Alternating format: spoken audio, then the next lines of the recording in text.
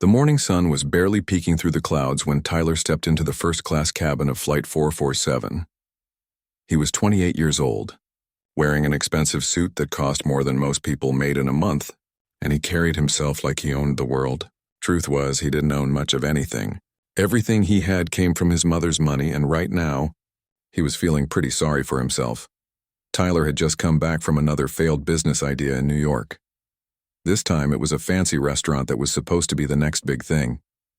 But like all his other projects, it crashed and burned within 6 months. His mother had invested $2 million in it, and now it was all gone. The worst part? She hadn't even yelled at him about it. She just looked disappointed and told him to come home to Los Angeles. As Tyler found his seat in 2A, he was already in a bad mood. The flight attendant smiled at him and offered him a welcome drink, but he just grunted and waved her away. He pulled out his phone and started scrolling through social media, seeing all his old college friends posting about their successful careers and happy families. It made his stomach turn. That's when she walked in. The girl looked about 16 or 17 years old, with her hair neatly braided and wearing a simple but clean dress. She was carrying a worn backpack and a small suitcase, and she kept looking around the first-class cabin like she couldn't believe she was there. Tyler watched as she checked her boarding pass twice before sitting down in seat 2C, right across the aisle from him. Great, Tyler muttered under his breath. Just great. The girl seemed nervous but excited. She carefully placed her backpack under the seat in front of her and buckled her seatbelt. Then she pulled out a thick book from her bag. Tyler could see it was some kind of advanced science textbook, the kind that would give him a headache just looking at the cover. "Excuse me," the girl said quietly to the flight attendant who was passing by. "Is it really okay for me to be here? I mean, in first class?" The flight attendant, a kind-looking woman in her 40s, smiled warmly. "Of course, honey. You have a valid first-class ticket. Is this your first time flying up front?" The girl nodded, her eyes bright with excitement. "Yes, ma'am. I still can't believe it. The people who sponsored my trip said I deserve to travel comfortably since I'm representing our state in the national science competition." Tyler's jaw tightened. "Science competition? Sponsored trip?" He glared at the girl, then at his phone, then back at the girl. Here he was, flying home after another expensive failure, sitting next to some kid who was probably flying for free to some nerdy competition. "That's wonderful," the flight attendant said. "What's your name, sweetie?" "I'm Zara," the girl said. "Zara Johnson. I'm from Detroit and I'm going to Los Angeles for the National Youth Science Fair. I've been working on this project about renewable energy for 2 years." Tyler rolled his eyes so hard it almost hurt. Renewable energy. Of course it was renewable energy. These days, everyone thought they were going to save the world with solar panels and wind turbines. He'd tried investing in a green energy startup once. Lost $300,000 in 6 months. As more passengers boarded the plane, Tyler noticed something that made his mood even worse. Other first-class passengers were smiling at Zara and congratulating her on making it to the national competition. An older businessman even shook her hand and told her how proud her parents must be. "They are," Zara said with a huge smile. "My mom works 2 jobs to support us, and my dad passed away when I was 12. But they've always told me that education is the one thing nobody can take away from you." Tyler felt like he might throw up. Here was this kid, talking about dead fathers and mothers working 2 jobs, and everyone was treating her like some kind of hero.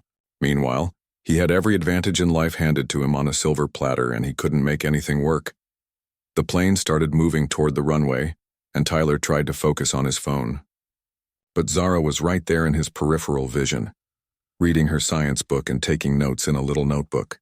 Every few minutes, she would look up with wonder as the flight attendant explained the first-class amenities. "Would you like some orange juice or water while we prepare for takeoff?"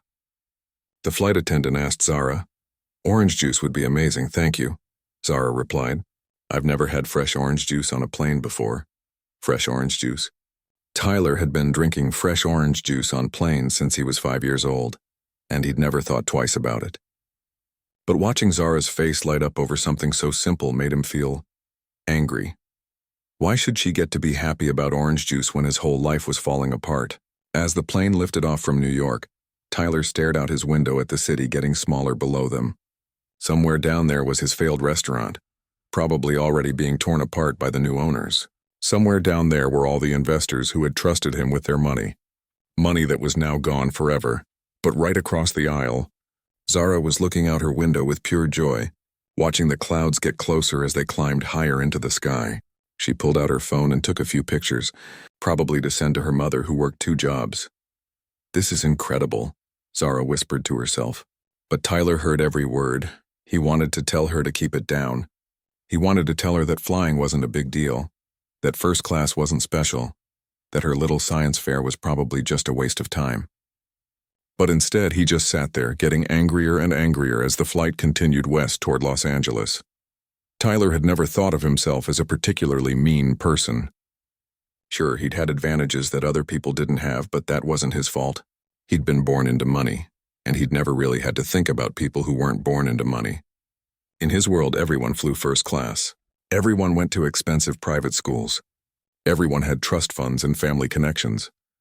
But sitting there, watching Zara read her science book and smile at everything around her, Tyler felt something dark growing in his chest. It wasn't fair. It wasn't fair that she got to be happy when he was miserable. It wasn't fair that people were congratulating her when nobody congratulated him for anything anymore. It wasn't fair that she belonged in first class when she obviously came from nothing. The flight attendant came by again, offering warm towels and explaining the entertainment system. Zara listened to every word like she was learning about rocket science. Tyler declined the towel and put in his earbuds, but he couldn't stop watching the girl across the aisle. 3 hours to go until Los Angeles. 3 hours sitting across from someone who represented everything that was wrong with the world. At least in Tyler's mind. 3 hours to let his anger and resentment build, while Zara Johnson from Detroit read her science book and dreamed about winning a competition that Tyler was convinced she didn't deserve to be in. Neither of them knew that by the time they landed, everything would be different. Neither of them knew that Tyler's anger was about to explode in a way that would change both of their lives forever. And neither of them knew that Tyler's mother was waiting at LAX, completely unaware that her son was about to make the biggest mistake of his life. An hour into the flight, Tyler's mood had gone from bad to worse. The flight attendants had served lunch, and watching Zara carefully study the menu like it was a final exam made his skin crawl. She asked questions about every single dish, thanking the crew members like they'd just handed her $1 million. "I'll have the chicken, please," Zara said when her turn came. "And thank you so much for explaining everything. This is all so fancy." Tyler ordered the same chicken without looking up from his phone, barely acknowledging the flight attendant's existence. He'd eaten this exact meal probably 50 times before on various flights, and it was nothing special. Just airplane food dressed up with fancy names and small portions. But Zara ate every bite like it was the best meal she'd ever had. She even took a picture of her plate before eating, probably to show her mother back home. Tyler found himself getting more irritated with each bite she took. "Everything okay with your meal, sir?" the flight attendant asked Tyler, noticing his untouched plate. "It's fine," Tyler snapped. "Just tired." What he was really tired of was listening to Zara flip through the pages of her science book. Every few minutes she would make a little sound or whisper interesting under her breath. The sound was driving him crazy. He pulled his earbuds tighter, but somehow he could still hear her. After lunch, Zara pulled out a different book. This one looked like a competition preparation guide, full of practice problems and scientific formulas. She started working through problems with a pencil, erasing and rewriting her answers until they were perfect. "Excuse me," Tyler said suddenly, his voice louder than it needed to be. "Could you keep it down over there?" Zara looked up confused. "I'm sorry, was I being too loud? I was just working on some practice problems." "Well, some of us are trying to rest," Tyler said, even though he'd been staring at his phone the whole time. "Maybe save the homework for when you get home." The businessman sitting behind Zara leaned forward. "Actually, I think it's great that she's studying." "Good for you, young lady. What competition are you preparing for?" Zara's face lit up. "The National Youth Science Fair in Los Angeles. I'm presenting a project on solar panel efficiency in urban environments." "That sounds fascinating," the businessman said. "How did you get interested in renewable energy?" Tyler watched Zara's eyes sparkle as she started talking about her project. She explained how she'd noticed that solar panels in her neighborhood weren't working as well as they should be, and how she'd spent 2 years figuring out why and testing solutions. My dad always said that if you see a problem, you should try to fix it instead of just complaining about it, Zara said. He was an engineer before he got sick. He would have loved to see this project. More passengers started listening to Zara's story. An older woman asked about her school, and Zara explained that she went to a public high school in Detroit, where she was the first student in 10 years to qualify for the National Science Fair. My teachers helped me so much, Zara said, and when I couldn't afford all the materials I needed for my experiments, they helped me apply for grants. Then when I made it to nationals, the whole community raised money to send me here first class. They said I was representing all of them. Tyler felt like his head was going to explode. Community support, grants, teachers helping. Everything that Zara had earned through hard work and determination, Tyler saw as handouts. In his world, you either had money or you didn't. You either belonged in first class or you didn't. And in his mind, Zara definitely didn't belong. "That's wonderful, honey," the older woman said. "Your community must be so proud." "They are," Zara said. "My mom cried when they told her I was going to fly first class. She said she'd never imagined her daughter would get to experience something like this." Tyler couldn't take it anymore. He stood up abruptly and walked to the bathroom, pushing past Zara's seat a little harder than necessary. When he came back, he made sure to bump her armrest with his elbow. "Sorry," he said, but his tone made it clear he wasn't sorry at all. Zara looked up at him, trying to figure out why he seemed so angry. "It's okay," she said quietly, then went back to her book. But Tyler wasn't done. As he settled back into his seat, he started making comments just loud enough for her to hear. "Must be nice to get a free ride everywhere," he muttered. Zara pretended not to hear, but Tyler could see her shoulders tense up. "Some people have to actually pay for their tickets," he continued, getting louder. The flight attendant noticed the tension and walked over. "Is everything all right, sir?" "Everything's fine," Tyler said with a fake smile. "Just wondering how the seating arrangements work these days." The flight attendant looked confused. "All passengers in first class have valid tickets, sir." "Is there a problem with your seat?" Tyler waved her away. "No problem, just observing," but he wasn't done observing. For the next hour, Tyler found ways to make Zara uncomfortable. When she got up to stretch her legs, he commented loudly about people who couldn't sit still. When she ordered a soda, he made remarks about people taking advantage of free drinks. When she asked the flight attendant about the flight path, he rolled his eyes and sighed dramatically. Other passengers started noticing Tyler's behavior. The businessman behind Zara gave him a few dirty looks. The older woman shook her head disapprovingly, but Tyler was beyond caring what anyone thought. The breaking point came when Zara's phone rang. She looked at the caller ID and her face immediately brightened. "Hi, Mom," she whispered, keeping her voice down. "Yes, I'm on the plane." "It's amazing." "No, everyone's been so nice." "Yes, I'm studying for tomorrow." "I love you too. I'll call you when I land." She hung up and immediately went back to her book, but Tyler had heard enough. "Really?" he said loudly. "Phone calls? In first class?" Zara looked up, her cheeks burning with embarrassment. "I'm sorry, I thought it was okay since we're not taking off or landing. I was just checking in with my mom. She worries when I travel." "Well, maybe your mom should have thought about that before sending you somewhere you don't belong," Tyler said. The words hung in the air like a bomb waiting to explode. Several passengers turned to stare at Tyler, their faces showing shock and disgust. Zara's eyes filled with tears, but she didn't say anything back. "Excuse me," the businessman said firmly, but that was completely uncalled for. Tyler turned around to face him. "Was it? Some of us paid full price for these seats. Some of us don't think first class should be turned into a charity case study session." "Young man," the older woman said, "that girl has done nothing but be polite and respectful this entire flight. Your behavior, on the other hand, is absolutely disgraceful." Tyler laughed bitterly. "Disgraceful? You want to know what's disgraceful? Taking handouts and acting like you earned them. Flying first class on other people's money and pretending you belong here." Zara finally spoke up, her voice shaking but determined. "I did earn this. I worked for 2 years on my project. I competed against hundreds of other students. I didn't ask for charity. I earned my spot at that competition." "Sure you did," Tyler said, his voice dripping with sarcasm. "And I'm sure it had nothing to do with filling quotas or making people feel good about helping the less fortunate." The entire first-class cabin fell silent. Even the flight attendants stopped what they were doing and stared at Tyler in disbelief.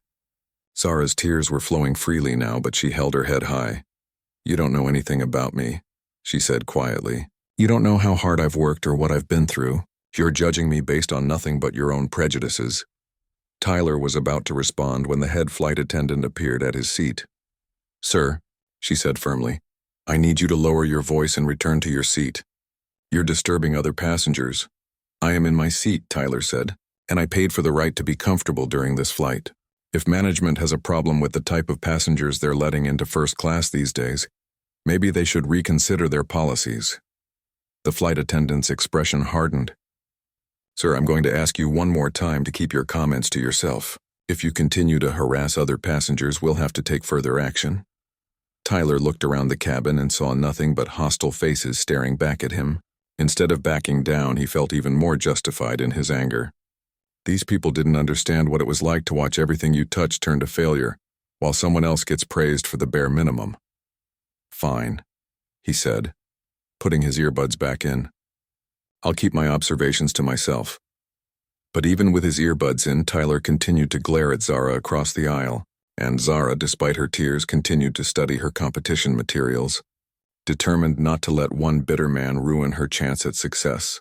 Neither of them knew that Tyler's observations were about to become much more than just words. And neither of them realized that there were already people in the cabin quietly recording video on their phones, just in case Tyler's behavior escalated further. The plane continued west toward Los Angeles, carrying 2 passengers whose lives were about to collide in a way that would change everything. The plane had been in the air for almost 3 hours when Zara finally put down her science book and stretched. She'd been trying to ignore Tyler's hostile stares and whispered comments, but the tension in the air was thick enough to cut with a knife. Every passenger in first class was aware of what had been happening, and most of them were shooting disapproving looks in Tyler's direction. Zara stood up to use the restroom, her legs stiff from sitting for so long. She'd been trying to make herself as small as possible, hoping that Tyler would just leave her alone. But as she stepped into the aisle, she could feel his eyes following her every move. "Where are you going now?" Tyler asked. Not bothering to whisper anymore, Zara didn't answer. She just walked quietly toward the restroom at the front of the cabin, her head held high despite the tears that had dried on her cheeks. She could hear other passengers murmuring behind her, and she caught fragments of their conversations. "That young man is absolutely horrible. Someone should say something to the crew. That poor girl hasn't done anything wrong." In the restroom, Zara looked at herself in the mirror and took a deep breath. Her reflection showed a tired 16-year-old who just wanted to get to Los Angeles and compete in the biggest science fair of her life. She splashed some cold water on her face and reminded herself of what her father used to tell her. "Don't let other people's anger become your anger. You control your own reactions." Meanwhile, Tyler was getting more agitated by the minute. The other passengers' disapproval was only making him angrier. In his twisted thinking, they were all part of the problem. They were all too politically correct to see what was really happening. They were all enabling a system that rewarded people like Zara, while people like him struggled. The businessman behind Tyler finally had enough. He unbuckled his seatbelt and leaned forward. "Listen, son," he said quietly but firmly. "I don't know what your problem is, but that girl has shown more class and dignity in the last 3 hours than you've shown in your entire life, from what I can see. Why don't you just leave her alone and let her study in peace?" Tyler whipped around in his seat. "Mind your own business, old man. You don't know anything about the situation." "I know enough," the businessman said. "I know that girl is going to a national science competition. I know she's worked hard to get there, and I know you've been harassing her for no reason other than your own obvious issues." "My issues?" Tyler's voice was getting louder again. "My issues? Let me tell you about issues. I've had every advantage in life and nothing works out. She's had nothing, and everything gets handed to her on a silver platter. Tell me how that's fair." The older woman across the aisle shook her head sadly. "Young man, that girl hasn't had anything handed to her. She earned her way here through hard work and intelligence. What have you earned?" Tyler felt like everyone in the cabin was ganging up on him. His face was red with anger and embarrassment, and he could feel his control slipping away completely. That's when Zara came back from the restroom. She walked slowly down the aisle, trying not to make eye contact with Tyler. She could sense that something had happened while she was gone, because the tension in the cabin was even worse than before. Several passengers gave her encouraging smiles as she passed, and the older woman reached out and briefly touched her arm in a gesture of support. "You're going to do great at that competition, honey," the woman whispered. "Don't let anyone tell you different." Zara smiled gratefully and continued toward her seat. She had to pass directly by Tyler to get there, and she could see him watching her approach with a look of pure hatred on his face. As she got close to her row, Tyler suddenly stuck his foot out slightly into the aisle. It wasn't enough to trip her, but it was enough to make her stumble slightly as she tried to avoid it. "Oops," Tyler said with a smirk. "Guess you're not as graceful as everyone thinks." That was the final straw for several passengers. The businessman started to stand up and voices began rising throughout the cabin. But Zara, despite her fear and anger, kept her composure. "Please," she said quietly, looking directly at Tyler. "I don't know what I've done to make you so angry, but I'm just trying to get to my competition. I'm not bothering anyone. Can't we just ignore each other for the rest of the flight?" Tyler looked at her standing there, so young and scared but still trying to be reasonable, and something snapped inside him. All his anger, all his failures, all his resentment came boiling to the surface at once. "You want to know what you've done?" he said, standing up so he was looking down at her.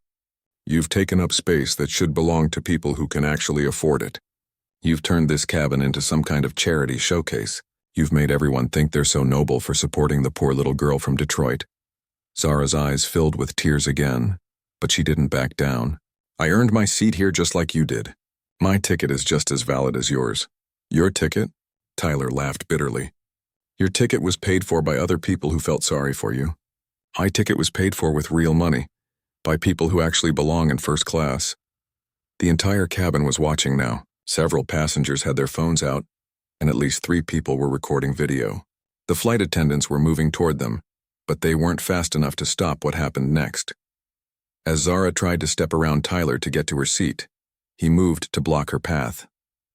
She politely asked him to let her pass, and that's when Tyler did something that shocked everyone on the plane. He spit directly in her face. The cabin fell completely silent except for the sound of the plane's engines.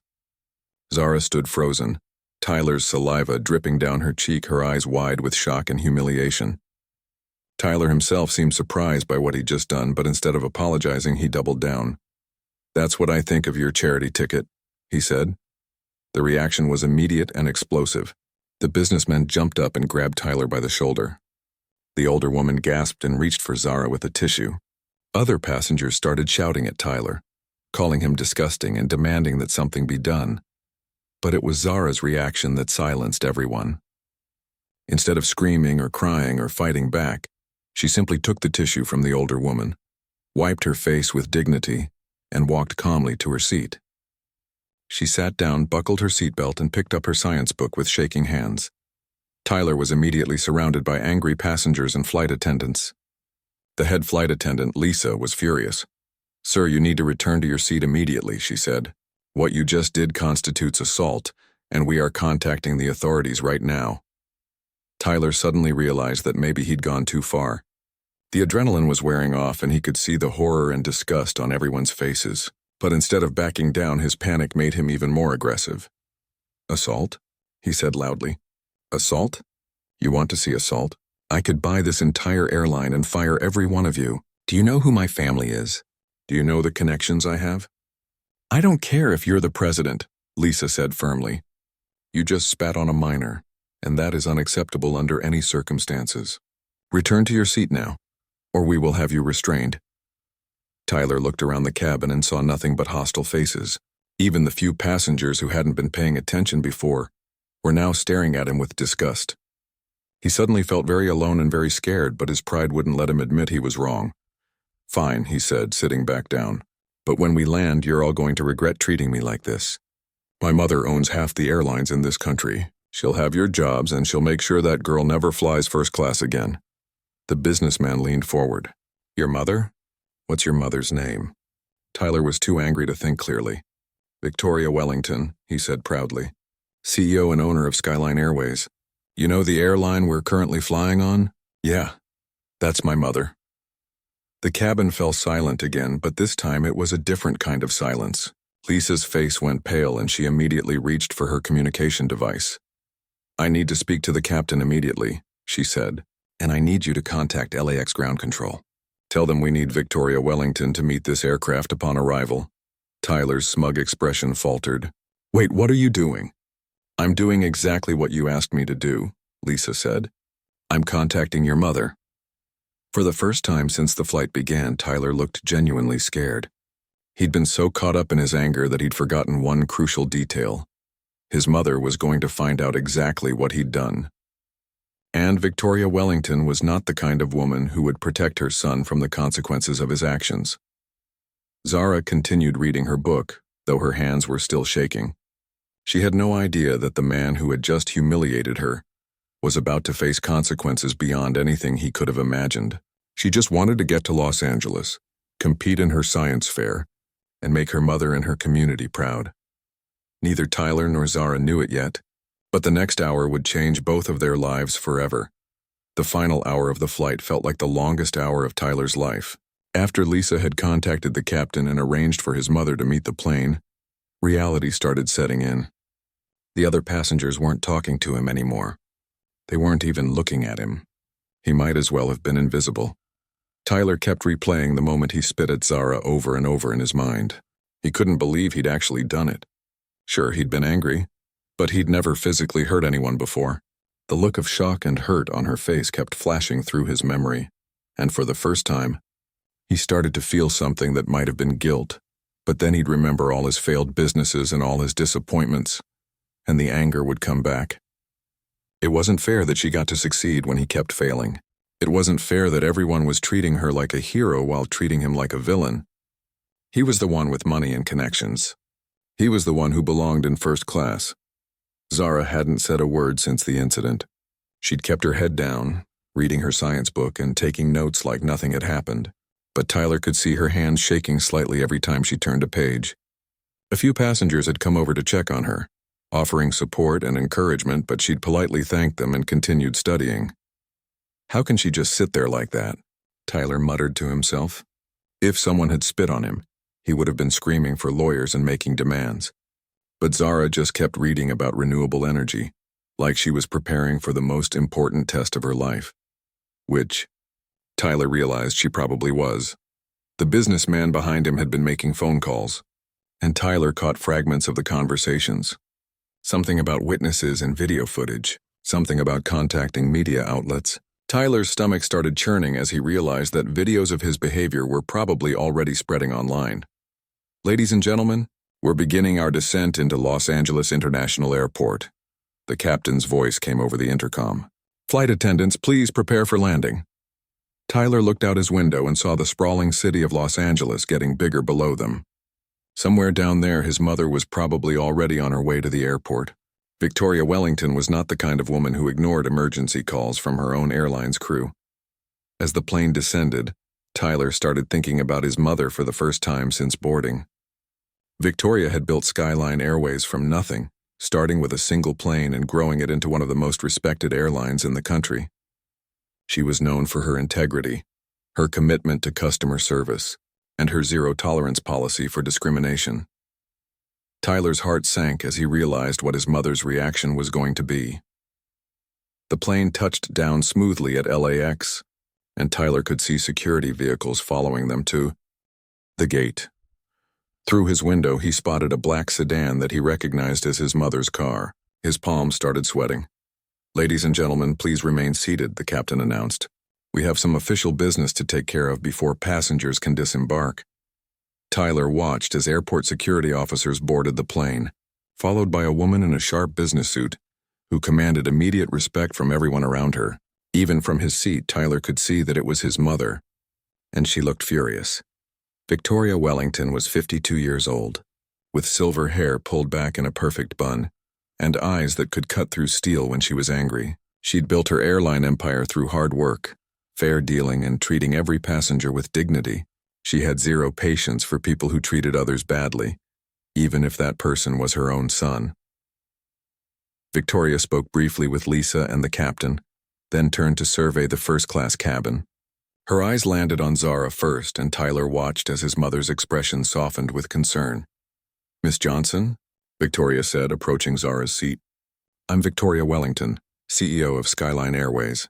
I understand there was an incident during your flight, and I want to personally apologize on behalf of my airline and my family.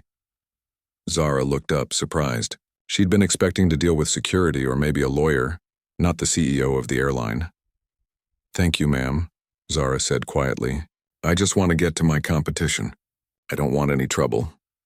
Victoria knelt down beside Zara's seat, something Tyler had never seen his mother do for anyone.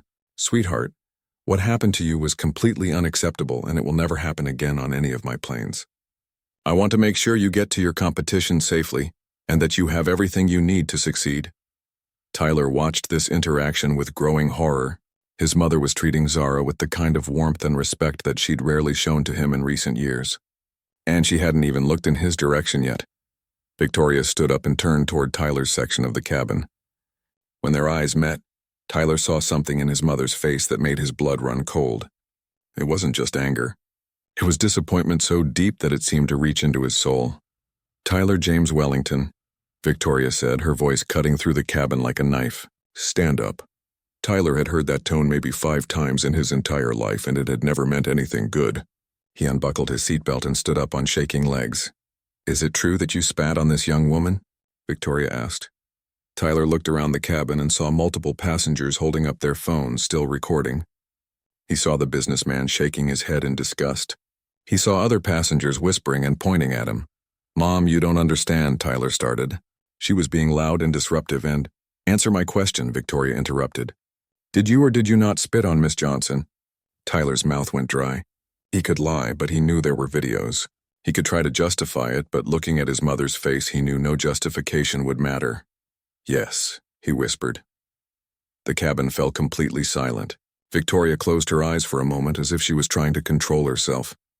Security, she said without opening her eyes. Please escort my son off this aircraft. He'll be traveling home separately.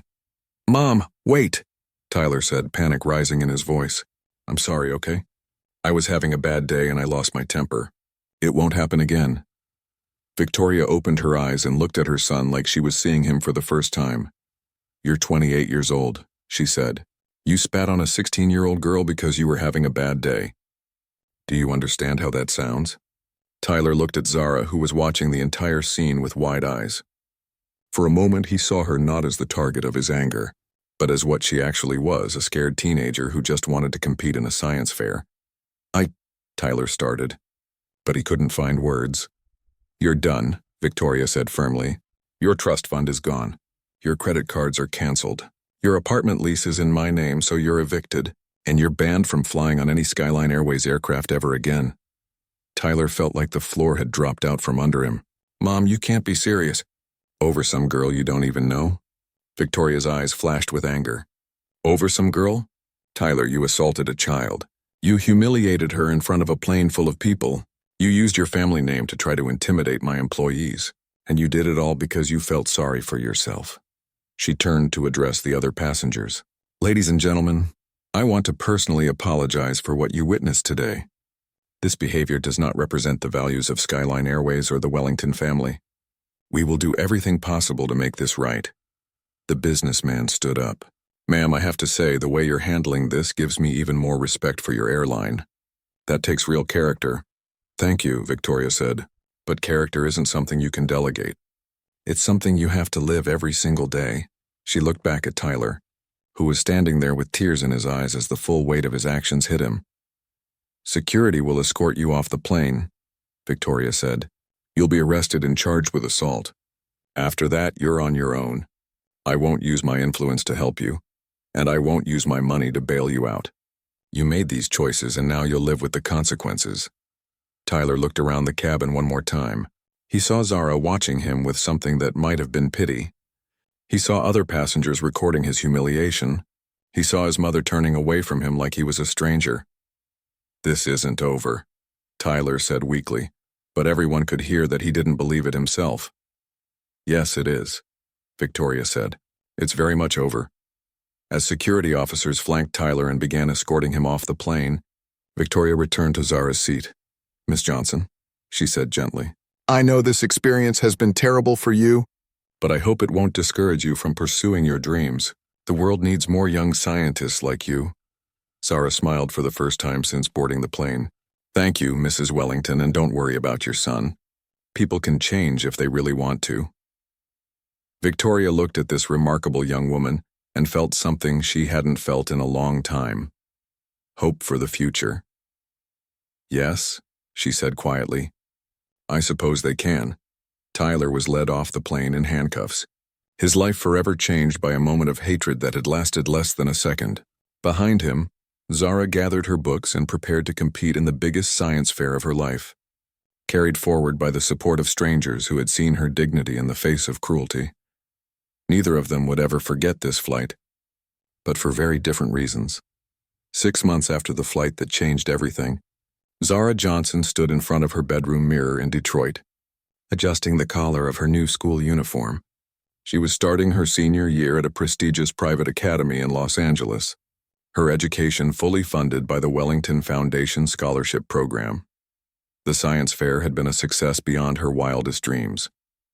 Not only had she won first place in the renewable energy category, but her project had attracted attention from several major universities and tech companies. The video of her maintaining her dignity during Tyler's attack had gone viral, but more importantly, it had shown the world the kind of person she was. Victoria Wellington had kept her word about making things right. Within a week of the flight, she had established the Johnson Science Excellence Scholarship, designed to help talented students from underprivileged backgrounds pursue their dreams in science and technology. Zara had been the first recipient. You ready for your first day, honey? Her mother called from the kitchen. Almost, Zara replied, looking at the framed photo on her dresser. It showed her accepting her science fair trophy, with Victoria Wellington standing proudly beside her. Next to it was a letter from MIT, offering her early admission with a full scholarship. Her phone buzzed with a text message. It was from her new study group at the academy, reminding her about their meeting after school. These were kids who had never known what it was like to worry about money or opportunities, but they'd welcomed her with open arms. Her story had taught many of them to appreciate what they had and to use their privileges for good. Meanwhile, across the country in a small apartment in Phoenix, Arizona, Tyler Wellington was getting ready for his second job of the day. His morning shift at a local coffee shop had ended, and now he was heading to his afternoon job at a community center, teaching basic computer skills to senior citizens. The past 6 months had been the hardest of Tyler's life, but also the most important.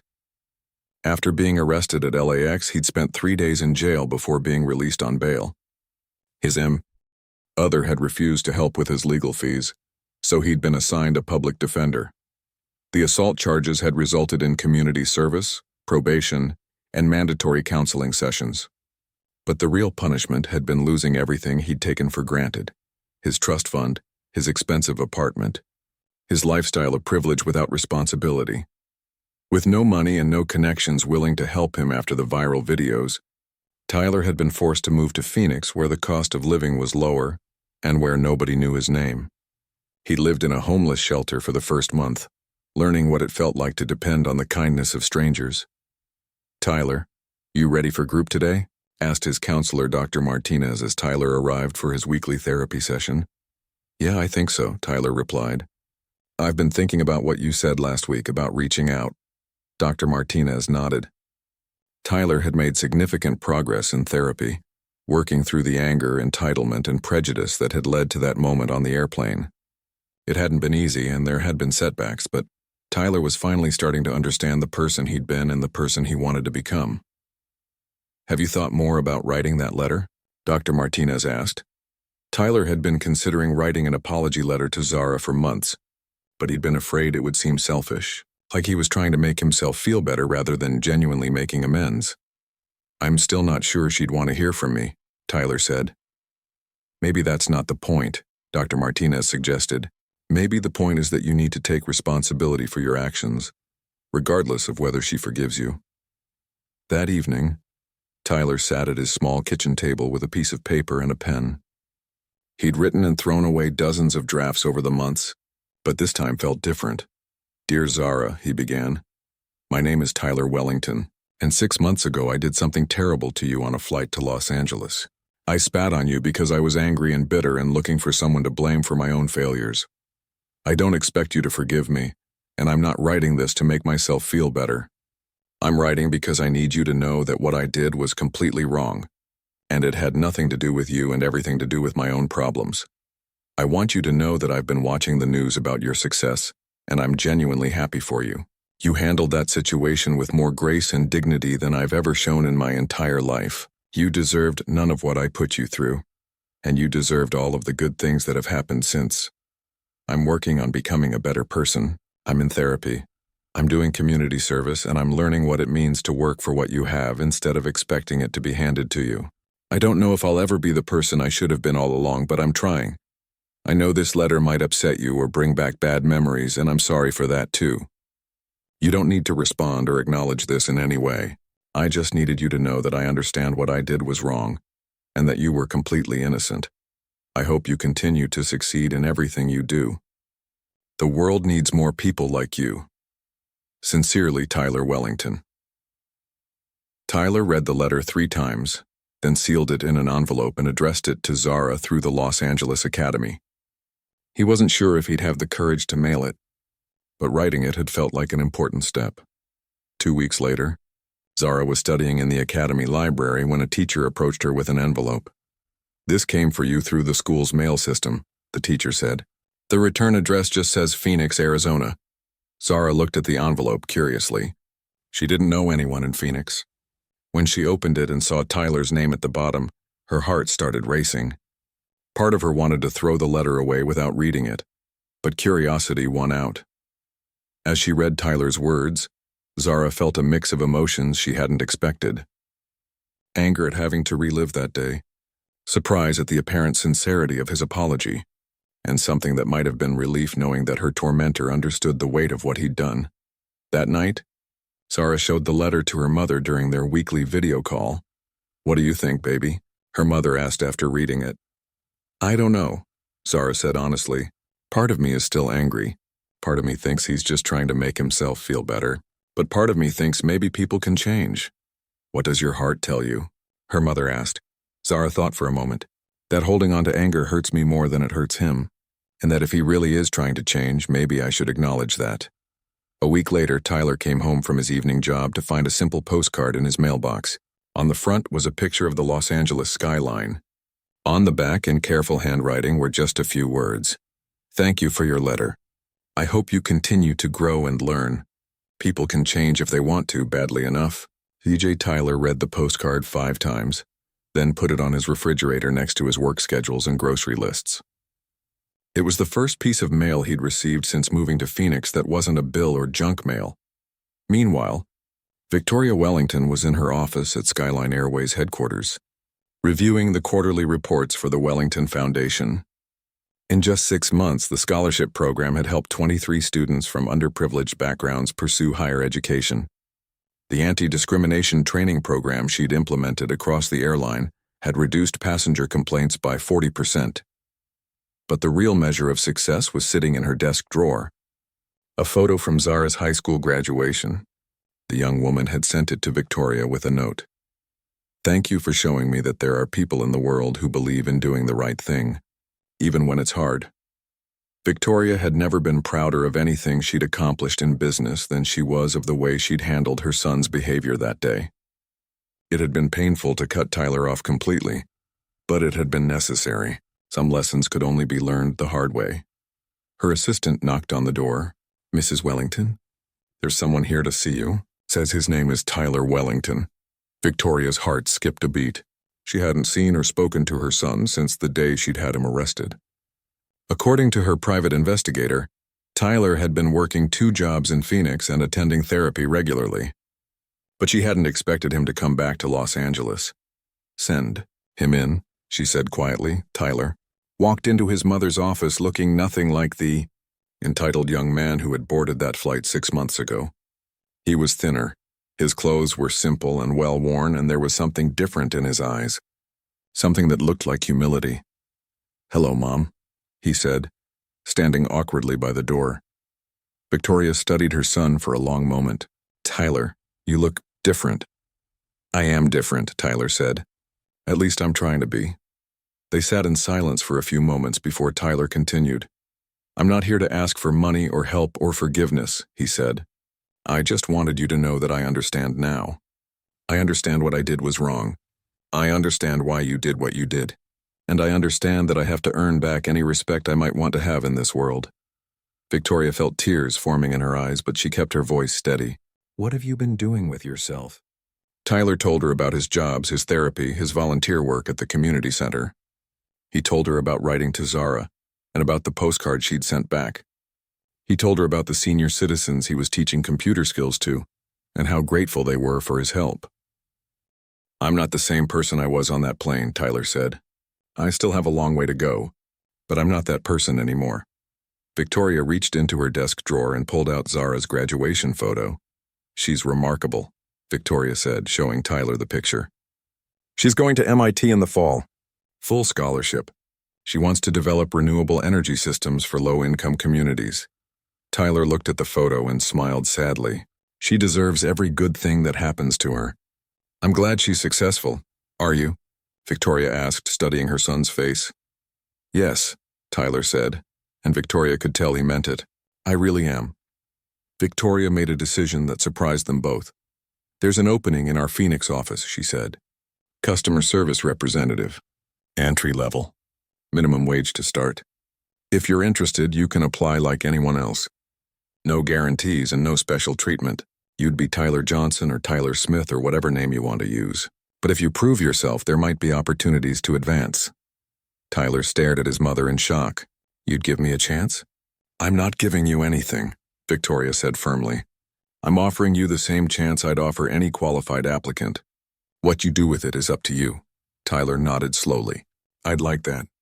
I'd like the chance to earn something for once in my life.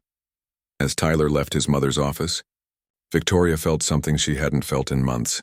Hope for her son's future. 3 years later, Zara was in her junior year at MIT when she received an unexpected email. The subject line read, Skyline Airways Renewable Energy Initiative. The email was from Victoria Wellington, explaining that the airline was launching a program to convert their entire fleet to sustainable fuel sources. They were looking for the brightest young minds in renewable energy to join the project as consultants and eventually as full-time employees after graduation. We'd be honored to have you consider joining our team, Victoria wrote. Your work on urban solar efficiency has been groundbreaking, and we think you could help us change the aviation industry for the better. Zara smiled as she read the email. She'd already received job offers from several major tech companies, but the idea of working with Victoria Wellington to create positive change was appealing. At the bottom of the email was a postscript. P.S. I thought you might like to know that Tyler has been promoted to regional manager of our Phoenix office. He's been instrumental in improving our customer service programs, particularly our sensitivity training. People really can change when they commit to doing the work. Zara leaned back in her chair and thought about that day on the airplane that had changed so many lives. Tyler's hatred had been meant to destroy her, but instead it had opened doors she never could have imagined. His family's support had given her opportunities to succeed beyond her wildest dreams. And apparently his own journey toward becoming a better person was continuing. Sometimes, Zara reflected, the worst moments in life could lead to the best outcomes if you refuse to let them break you. She opened a new email and began typing her response to Victoria Wellington. She had some ideas about sustainable aviation fuel that she thought might interest them, and maybe, just maybe, she was curious to see what Tyler Wellington had become in the years since that flight. The circle was complete, but the story was just beginning.